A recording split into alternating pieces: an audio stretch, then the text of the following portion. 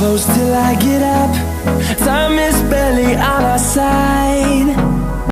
Hey guys, welcome back to my channel, and welcome if you're new. My name is Kaylon, and today we're going to be doing a video that's a little bit different. I'm just going to be giving a life update, basically telling y'all where I've been. I've been MIA for like 7-8 months now. If you follow me on Instagram or know me personally, then you probably already know everything that's been going on. First thing is, I am pregnant. I will be 30 weeks Sunday, and it is Friday. So I'm basically going to be updating you on my pregnancy, why I've been MIA, just everything besides the pregnancy, and what my plans for YouTube are going to be for the future. So first, I'm going to explain where I've been. I believe I mentioned in the last video, I'm not completely sure, so don't kill me if I'm wrong. My Nana broke her hip a couple months ago. So, she lived in a house by herself. She was a very, very bad hoarder. She's always been like this, but she got worse after we left. She raised me and my 3 siblings. So basically, when she broke her hip, she went downhill very fast because she also has another condition called hydrocephalus, normal pressure hydrocephalus. And with that, it's basically where you have fluids surrounding your brain, and her brain is like shrinking. At this point, there's not really much they can do because it's a degenerative disease, and she's in like the beginning stages of dementia. But anyway, we decided to try to give her a chance to come back home because she was just ripped out of there, out of nowhere.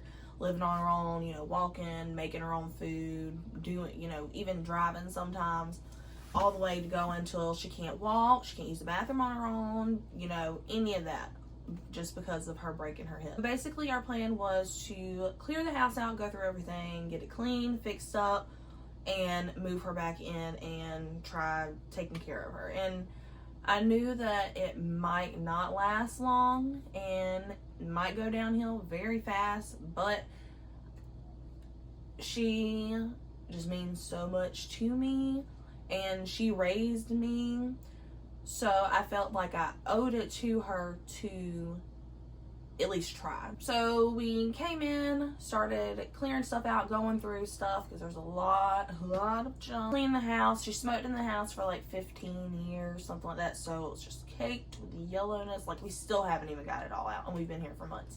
But we started out just coming from Nathan would be working, and we just started out coming every day from sun up to sundown every single day. And then we eventually just went ahead and started staying in one of the bedrooms in the back, and eventually just started clearing out more because we were just there all the time. So we moved out of our home, moved into here, started making the transition of everything. There was a bunch of holes in the floor. There was just so much stuff that had to be fixed before she could even come in. I'm actually going to post a couple of clips so that just so you can see how big of a project this was and how far we have come, because I have a bunch of cleaning videos coming up soon, and I don't want y'all to think that we're just like living this, you know, horrible, nasty house or something. There's just, you know, peeling paint and stuff, but we have came a long way at this point. So I'm going to go ahead and roll the clips now.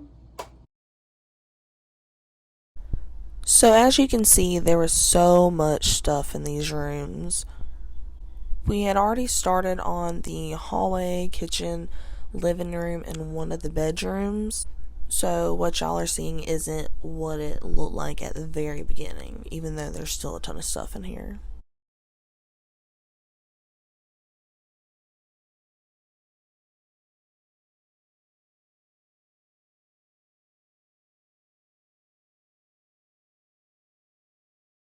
This is the bedroom that we had already started on and got a good bit done.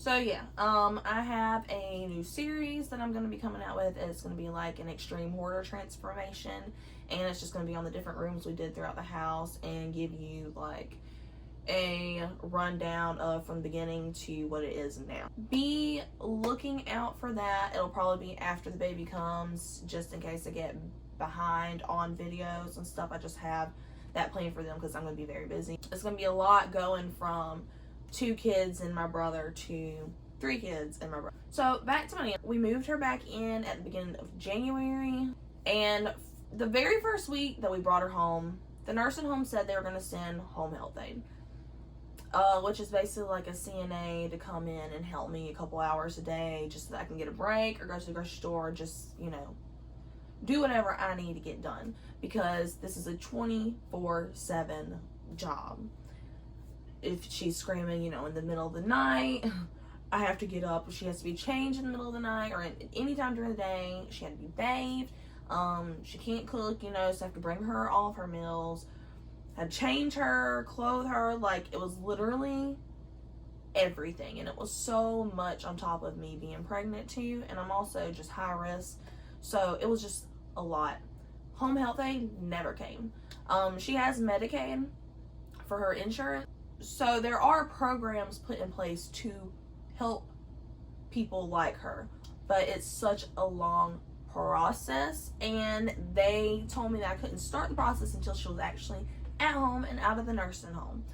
So it literally, she was home for almost 2 months, and I never, not once, got one bit of help at all. No nurses came, the doctors would barely help, like nobody was helping. I'm not gonna go into all the details of just all the mess, but it was too much for me to handle with my pregnancy and just handling by myself with my kids and everything else. It's a hard transition for her too. She goes from not having to deal with kids for the past couple years since we've been grown to having, you know, my boys, which are very rambunctious, you know, just running around everywhere, you know, just driving her insane. So it just ended up not working. So she ended up having to go back, and honestly, I feel like it's better for her. She has more care there. She has her friends there. She's able to get activities done, and there's more than one person able to care for her.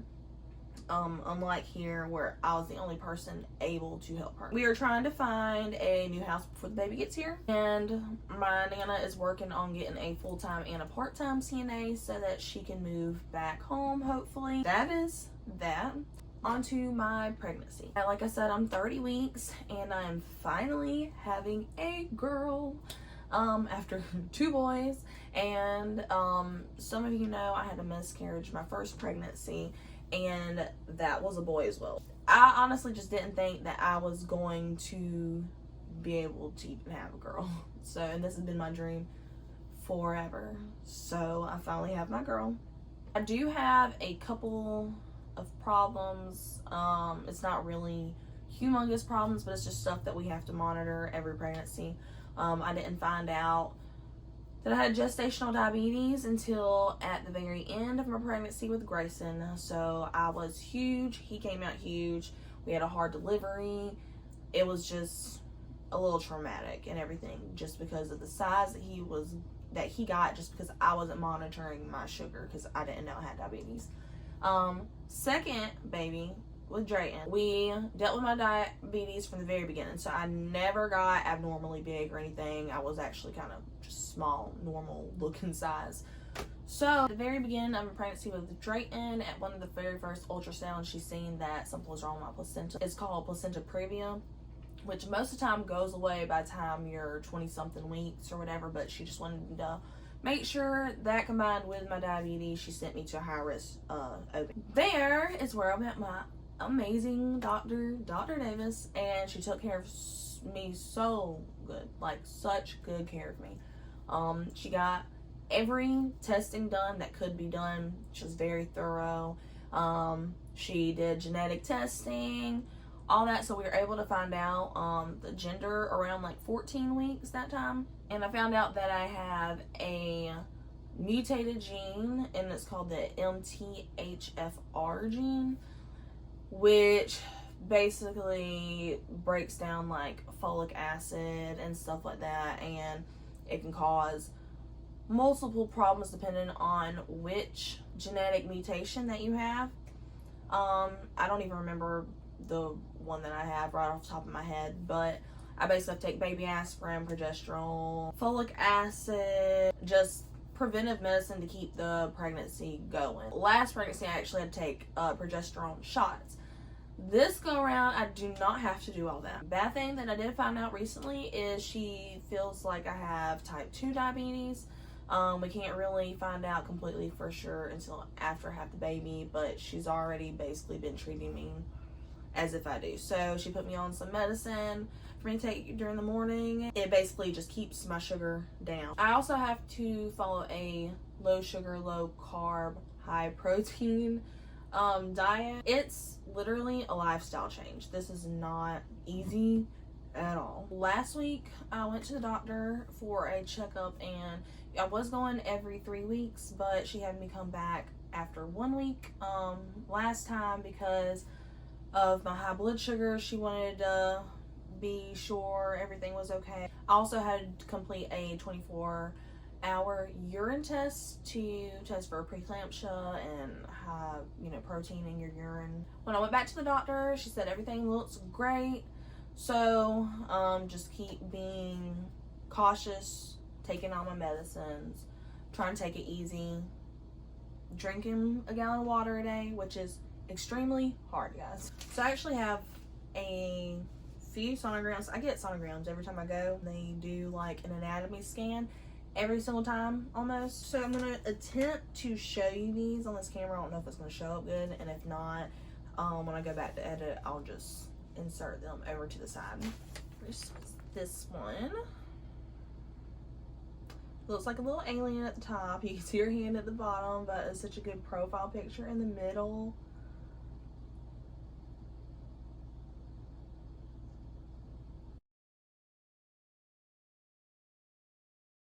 These ones aren't that great, but the bottom one's pretty good profile picture.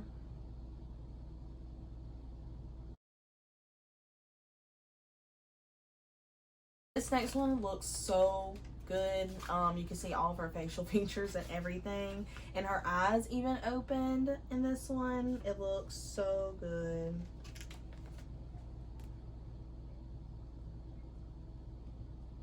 See the bottom one, she looks like she was laughing.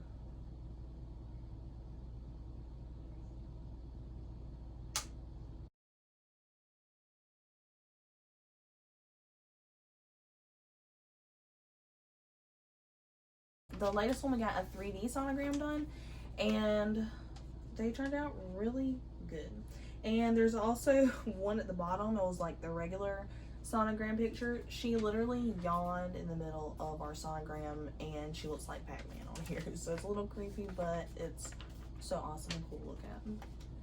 You can see everything. She looks just like her baby brother did when he was born. Or baby brother. Jordan is her older brother. See her yawning, Pac-Man.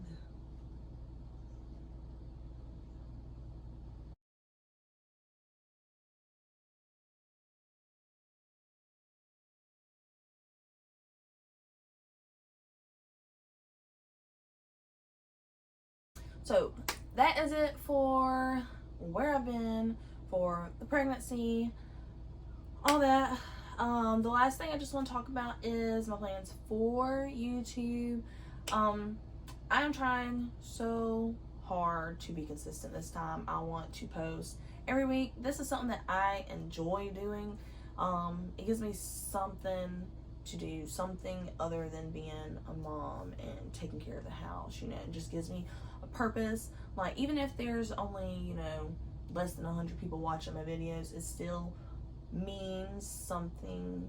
Like, if I'm giving y'all a little bit of motivation or whatever, it just makes me feel good. So I'm just gonna keep doing it, trying to get back on track, be consistent. The days I do post, it will be posted first thing in the morning, so like 8 or 9 a.m. Eastern Standard Time. I have lots of renovation projects and just cleaning motivation, organizational projects, and DIYs, all kinds of stuff I have planned. I've already started filming. His house transform, you know, before we move. So yeah, there's gonna be lots of stuff coming your way, so don't forget to subscribe and like if you haven't already, and hit the notification bell so that you know every single time I upload, so you can see all this new stuff coming in. So that about sums it all up. Thank you guys so much for watching if you've watched this far, and I will see you guys in the next video. Bye.